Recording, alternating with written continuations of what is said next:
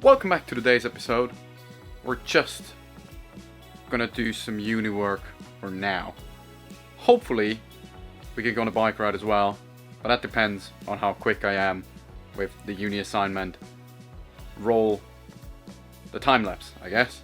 I actually filmed this time lapse, or I'm gonna film this time lapse with the photo mode time lapse function and not just the video function. Let's see how that works out. Fingers crossed it works.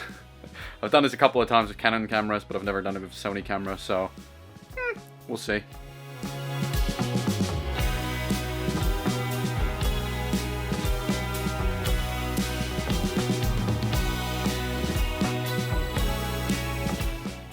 I never thought I'd say this, but this screen is super useful if you want to film yourself. I'm used to having screens because I do a lot of AC work, so for the folks of you out there that don't know what that means, assistant camera, you're basically just in charge of making a camera setup that works and pulling focus and doing that kind of stuff. Just get everything working, and you usually have a wireless monitor and a wireless focus pull, like the Tilted Nucleus M. That's the one I use most of the times. Anyways, let's put this down. Tomorrow after university, I actually have a shoot coming up, so I'm gonna have to prep the Ursa Mini 4.6K, my main video camera that I use for all the commercial stuff and the normal shoots. I'm gonna have to prep that one and get it into a backpack so I can actually carry it to Vienna, since I'm not gonna be, I think I'm not gonna take the car, but we'll see. We'll see how that goes. But let's get all the stuff we need for tomorrow, shall we?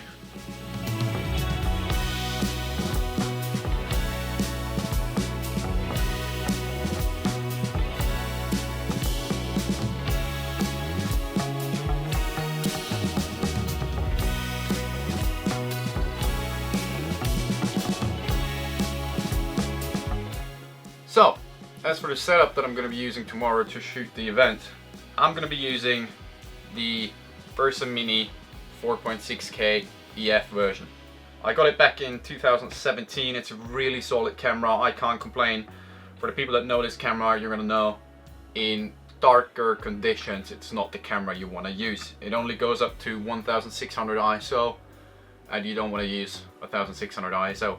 My lens choice for tomorrow and for the lower budget stuff that I do is the Rokinon Prime Set. I've got the whole set except the 100mm, so I've got the 14, 24, 35, 50, 85 and 135mm EF version of these lenses.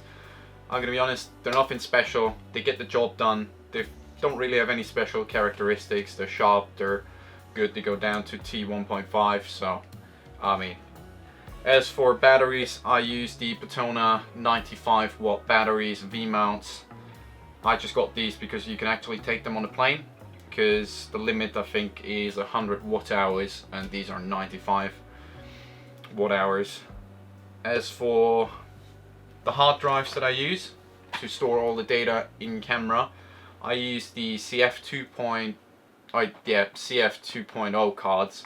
Only one actually. I've got one 256 gig CF 2.0 card, and then I have an adapter from CF to eSATA so that I can just chuck on a SSD and record straight into an SSD. If you want to check that out, I might have a look and see if I can find the website. Back in the day, I got this in 2017, as I said. There was only like one person that made these cables, but they're quite cheap in comparison, because the cable is like 60 bucks, but if you look up a CF 2.0 card, they're way more expensive than a cable and an SSD, and I've not had any issues yet with this setup. As for stabilization, because event shooting, you know, you're gonna need some sort of stabilization. I'm not a fan of the Ronins, like all the electronic stabilizers, so I still use the Devin Signature Series Glidecam. This thing's been through hell with me. I've used this since 2016, still works. It doesn't require any batteries, it's only mechanical, and yeah, it just works. It just gets the job done. You can take it super far away where you can't charge up anything because it's only mechanical, right? you're never gonna have to worry about charging it up, software being buggy, or all that stuff.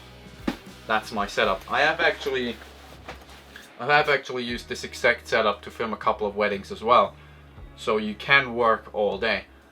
The only thing is, yes, it's gonna strain you because it does weigh a fair bit. I don't have a support arm because you could use an easy rig, or not an easy rig, but you know what I mean. You could use the vest with the arm and the springs, but I don't have that. As well as for event coverage and in smaller spaces, and obviously for weddings, that's just not what you want to be using, right? You don't want to run around in this Terminator looking suit. But yeah, I've shot like 12, 14, 15 hours on this on the Glidecam, and it works super well, unless you want to take longer shots. But I mean, event coverage is most of the time just smaller shots cut together. Anyways, that's the setup for tomorrow. Now I'm gonna pack everything up, charge up the batteries, and then chuck it in the good old backpack so I can actually carry it to Vienna. My brain just had a little fart there. Oh yeah, I do have to pack in the ND filters, I think, but that's all. That's the whole shebangs. Anyways, that's gonna be it as far as the setup portion of the video goes, I think. Yeah, I think this is where we're gonna end the video today.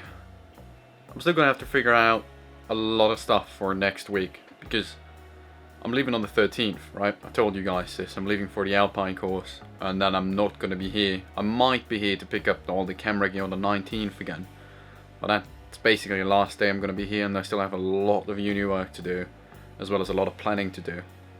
But that's for not tomorrow, but the day after tomorrow, and Thursday and Friday, and all those days. I'm gonna have to figure that out quickly since I'm leaving on Monday. Anyways, thanks for watching, everybody. I'll catch you in tomorrow's episode.